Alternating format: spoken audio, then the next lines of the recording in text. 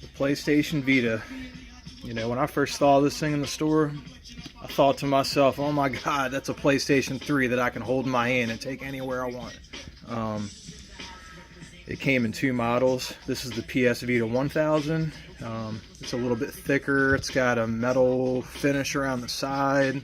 One thing that kind of sucks is it uses a proprietary power source. So if you don't have that cable, you're screwed. You got to get another one. And then later on, they released the PS Vita 2000. This is the one I actually play on a pretty much daily basis.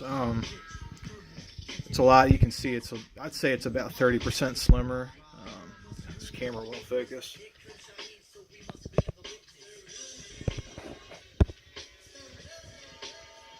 Well, anyway, it's about 30% slimmer. Now this one's different because this one you can charge it with a micro USB cable, and it's got 8 gigs. I think it's 8 gigs of storage it comes with. Yeah, I recommend this one.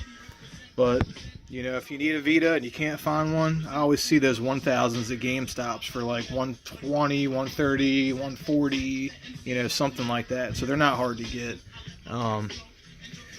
And this was actually the packaging that came with the Vita 1000 when I got it. Yeah, there it is. Nothing special. Now the Vita 2000 came with a download code for Borderlands. You know, I would open it up and show you everything in there, but I got this thing wrapped up, and you know, I don't feel like getting stuff all over the floor. Anyway, let's move to the games. Just like any other system, I mainly play RPGs, shooters. There's some platformers in there.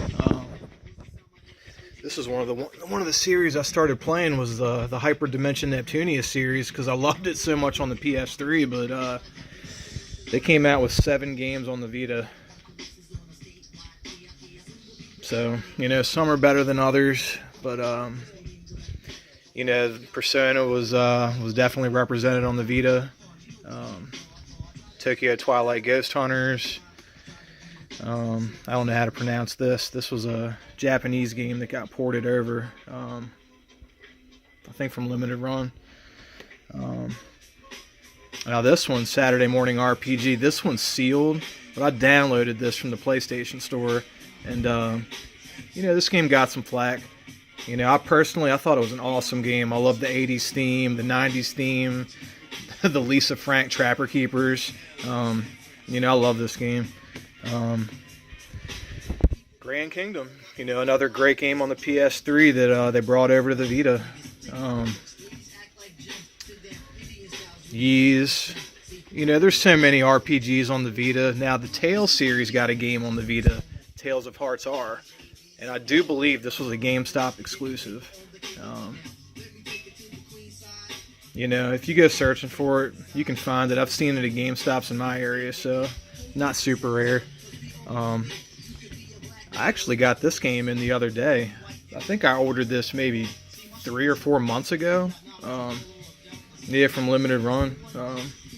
It came in though. You know, they might take a while, but eventually they'll send you your stuff. I've heard people ranting on YouTube about, you know, I'm just happy if I get the game. You know, I know they got to make it and they got to ship it. There's a whole to do there, so you know, I'm cool with it. Let's see, Spy Hunter, Street Fighter versus Tekken. You know, it's kind of weird playing fighting games on a handheld. I'm so used to sitting there that couch co-op, and yeah, it's different. But now Gravity Rush, there's actually a third PlayStation Vita that they released, PS TV.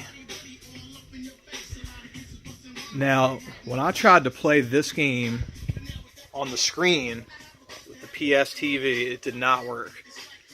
And I found out that I had to whitelist my PS TV. So, if you don't know what whitelisting is, there's other videos on YouTube that can explain it to you. But I whitelisted this thing, and then it worked. Any game that shouldn't work on the PS TV worked after I whitelisted my device. you know, one thing that attracted me to the Vita, you know, other than it being a portable PS3, was the awesome collector's editions that they had for it. You know, and I don't have a ton, but you know, I got a Stranger of Sword City that I haven't cracked into yet. I got a Fate game, and I played the original on the PSP. It was a turn-based RPG. You know, this was more of an action RPG, which I, you know, I'm not as big of a fan of. Trails of Cold Steel was definitely represented on the Vita. Yeah, I played it as a download, but I still got the collector's edition sealed. I haven't played this one yet. Criminal Girls Invite Only. It came with a medallion. I still have that.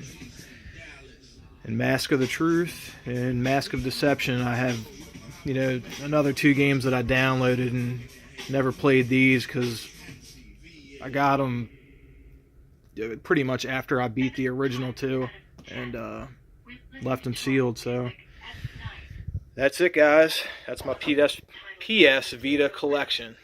Till next time.